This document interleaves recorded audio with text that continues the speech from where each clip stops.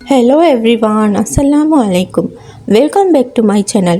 இன்னும் ஒரு யூஸ்ஃபுல்லான வீடியோ ஒன்றோட உங்களையே சந்திக்கிறதுல மிச்சம் சந்தோஷம். இந்த வீடியோவில் நான் உங்களோட ஷேர் பண்ணுற ரெசிபி ரோ பப்பாயா கறி தான். நல்லாவே பச்சை ஆகிக்கிற பப்பாளி பழத்தில் தான் இந்த ரெசிபியை வந்து செஞ்சு எடுத்துக்கொள்ளையிலும்.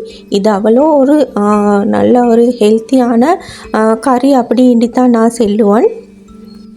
ஸோ அதனால தான் இந்த ரெசிபியை உங்களோட ஷேர் பண்ணவும் விரும்பினேன். இப்போ வாங்க இதை எப்படி செய்கிறேன்னு பார்ப்போம்.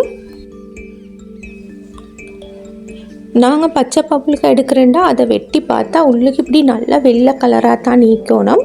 நான் இப்போ அந்த பப்பாளி பழத்தில் ஆஃப் தான் வந்து நான் குக் பண்ண போகிறேன்.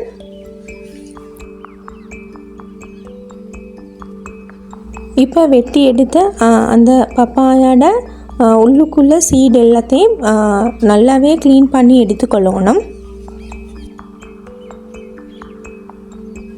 இந்த கறி வந்து உடம்புக்கு மிச்சமே நல்லம் அப்படின்னு தான் சொல்லுவேன். சிலவங்களுக்கு மிச்சமே அதாவது மலச்சிக்கல் ஈக்கிறவங்களுக்கு இது மாதிரி பச்சை ஆகிக்கிற பப்பாளி பழத்தை இப்படி கறி செஞ்சு சாப்பிட்டா அவ்வளோ நல்லம். இது வந்து அவ்வளோ ஒரு ஹெல்த்தியான ரெசிபியும் தான். இப்போ நான் அந்த சீடெல்லாம் எடுத்ததுக்கு போகிறோம். இப்படி வெளியாளிக்கிற அந்த ஸ்கின் நேம் வந்து நான் பீலரால் பீல் பண்ணி எடுத்துக்கொண்டேன். உங்களுக்கு வந்து இதை நைஃப் ஒன்றை வச்சியும் வெட்டி எடுத்துக்கொள்ளையிலும்.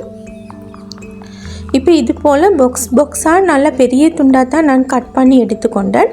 இதை நல்லா கொஞ்சம் கழுவி எடுத்துக்கொள்ளணும். நாங்கள் கட் பண்ணி எடுத்ததுக்கு போகிறோம். இன்றைக்கி நான் இந்த பப்பாளி பழ கறியை வந்து ப்ரெஷர் குக்கரில் தான் குக் பண்ணி எடுக்க போகிறேன். ப்ரெஷர் குக்கரில் குக் பண்ணி எடுக்கிற நேரம் எங்களுக்கு அந்த பப்பாளி பழம் டக்குண்டு பழமுண்டும் செல்லையில பப்பாளி காயின் தான் செல்லையிலும். ஏண்டா இது வந்து பச்சை ஆகிக்கிறது. ப்ரெஷர் குக்கரில் குக் பண்ணி எடுக்கிற நேரம் இது வந்து சுருக்க வெந்துடும். ஸோ அதனால தான் இப்போ நான் வந்து நான் வெட்டி வச்ச அந்த பப்பாளியையும் சேர்த்துட்டு அதோட வெள்ளைப்பூடு நான் ஆஃப் பாதி இன்றைக்கி மூட்டை கொச்சிக்காவும் எட் பண்ணினேன்.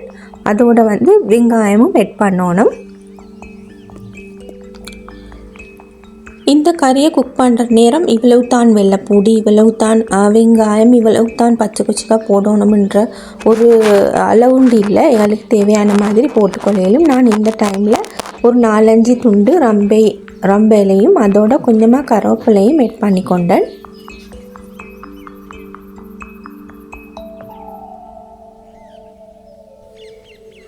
அதோட கட்டாயமாக கொஞ்சமாக வெந்தயமும் எட் பண்ணணும்.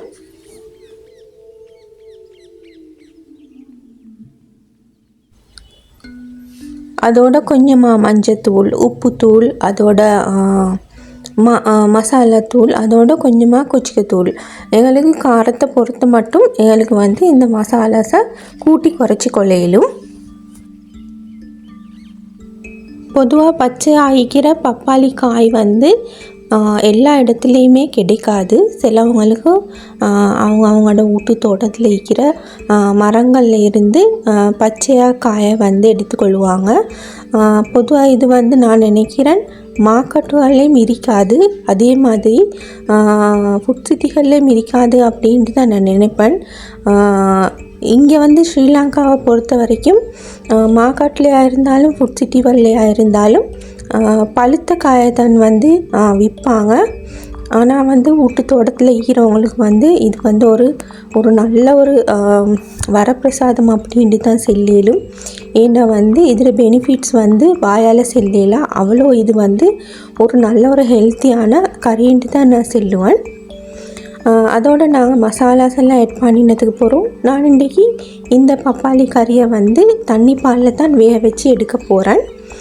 இந்த பப்பாளி காய் வந்து வேகிறதுக்கு எங்களுக்கு தேவையான மாதிரி தேங்காய் 2வது பாலையும் எட் பண்ணி நான் ஒரு 3 விசிலுக்கு மாதிரி இதை வந்து குக் பண்ணி எடுத்தேன். இப்போ பாருங்கள், இது வந்து நல்லா வெந்து இருந்துச்சு. இதை வந்து நான் ஒரு ஸ்பூனை வச்சு கொஞ்சம் கடைஞ்ச மாதிரி எடுத்துக்கொண்டேன். அப்போ தான் இந்த பப்பாளி கறி வந்து நல்லா டேஸ்ட்டாக இருக்கும். மிச்சமே கடையவும் படாது. 1-2 துண்டு இருந்தால் நல்லா. ஸோ அதனால் கொஞ்சம் கடைஞ்சி எடுத்துக்கொள்ளணும்.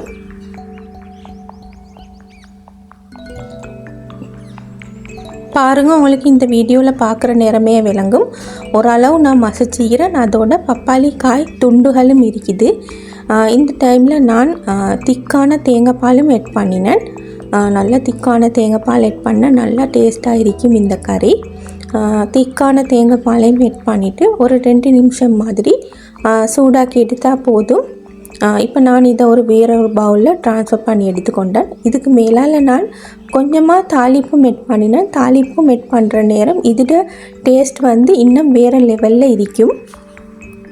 இந்த தாளிப்புக்கு நான் சின்ன வெங்காயம் தான் எட் பண்ணினேன். சின்ன வெங்காயம், வெள்ளைப்பூடு, அதோட கருவேப்பிலை, ரம்பை இலை, அதோட காஞ்ச கொச்சிக்காய், கடுகு இதெல்லாம் எண்ணெயில் நல்லா தாளித்து கொஞ்சம் ப்ரௌன் கலராக காட்டி வச்சுட்டு தான் நான் இதுக்கு மேலால் எட் பண்ணினேன். இந்த வீடியோ உங்களுக்கு மிச்சமே யூஸ்ஃபுல்லாக இருந்திக்கும் என்று நம்புகிறேன். இந்த வீடியோ பிடிச்சிருந்தால் உங்களோட ஃப்ரெண்ட்ஸ் அண்ட் ஃபேமிலிக்கும் ஷேர் பண்ணுங்கள். இன்ஷா அல்லாஹ் மீண்டும் இன்னொரு வீடியோ ஒன்றோட உங்களே சந்திக்கும் வரை பாய் பாய்.